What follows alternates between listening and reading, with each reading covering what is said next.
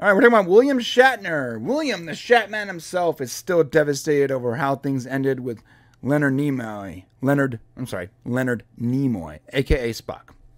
And go ahead, Shane. Yeah, it's just, now that he's 91 and he's reflecting on his life and things that have happened, and when you get to that age, I can only imagine you're basically thinking about the end a lot, and he's made it a lot longer than most people have. But so he was recently doing an interview, and I think it was with Entertainment Weekly. Yeah, Entertainment Tonight. And during the interview, they asked him about his relationships, and if he had any discussions with him in his final years of Nimoy's life. And so Shatner said, "I don't know what happened. He wouldn't answer my calls.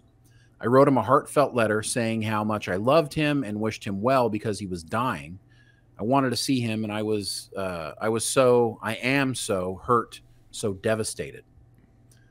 And as anybody knows, they didn't have the best relationship on Star Trek. They mended it over the years, but I think there was still because William Shatner, if you've ever read the books, he kind of, it was his show, and he treated it like it was his show. And a lot of people had to take a back seat to him and what he wanted. Right. And I think that Leonard Nimoy resented him for that. And a lot of the other actors did. But he continued on speaking about it. He said, "When you get really ill, you don't want to see anybody. Maybe that was it." And he died. And I thought, what happened? Then I thought, well, it's me again, I guess. But his daughter, Julie, came to me and said, "He loved you. The universe is sending me messages back that whatever happened, he loved me as I loved him. Like a brother, he was my brother. We shared a lifetime." I mean, I really hope that's true. I hope that, that's the way we all want it to end, that way, where we care about people, and, the people that were close to us in our lives mean a lot. And these guys, they're legends. They'll never be forgotten. As long as we have Star Trek, they'll always be there. So, right. Yeah, that's true. And, additionally, if you guys are fans, if everyone here are fans of William Shatner, John Burns in the member section actually made a good point. He's a writer. Go check out Tech War, check out Chad. He's even written Star Trek books about Captain Kirk. All pretty good stuff. I actually own like 6 of his books. yeah, he's got some great books. He's got some good stuff. Tech War is actually really great. I'm surprised that Tech War was never picked up as an actual series. I don't know. Who knows what gets made and how. We're just getting to the point now where science fiction, all kinds of different science fiction is being made, now that technology is kind of caught up with things. Mm-hmm.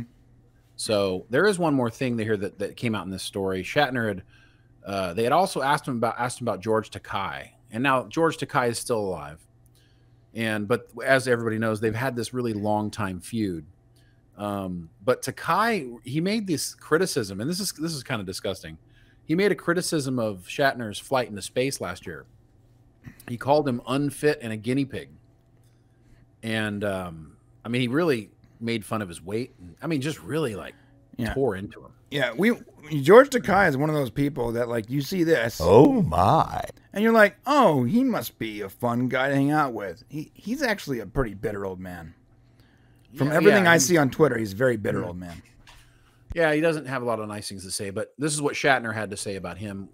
"Why would George Takei put that in public?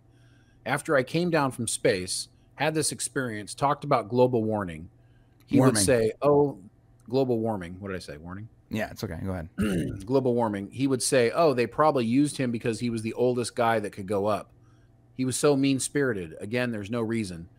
And I don't give a cup of tea what his opinion is, but that guy is not well."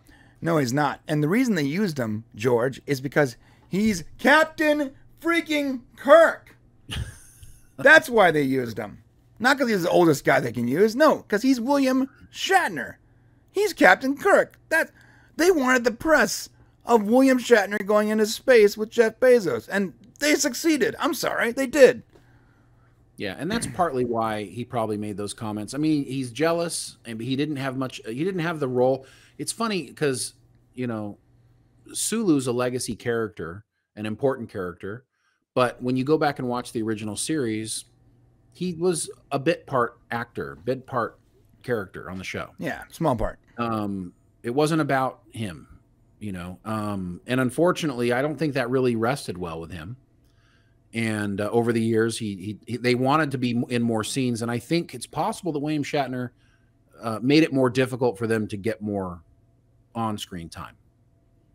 And maybe that's why he feels the way he did. Apparently, William Shatner has a new book out, Boldly Go, with an author, Joshua Brandon. It's reflecting on a life of awe and wonder. I haven't read it yet, but I plan on getting it and seeing what he's got to say. Yeah, I plan on buying it too. And you know what's interesting is I noticed that, you know, he's using Star Trek colors and Star Trek sort of imagery without being Star Trek. It reminds me of like the STLV in Vegas, you know, where it's like everything looks like Star Trek, but there's no actual Star Trek iconography anywhere. Yeah. Which is smart because you don't want to get sued. Absolutely. We got something over here. JWB52Z says, after George Takei's life he's had, I'm not surprised he's the way he is now.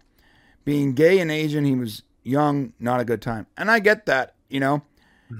But here's the deal. Like, you can have a rough life, and Shay and I, we've had some hard times. And now you can be bitter about it and drag everyone into your bitter personality, and anyone that remotely attributed to your hard life. Like, I have family members that attributed to me having a pretty hard life. Now, if I allowed myself to be bitter and to be mad at them and to constantly drag them down, I'm not really hurting them. I'm just hurting myself because I'm not allowing myself to grow and have a good life.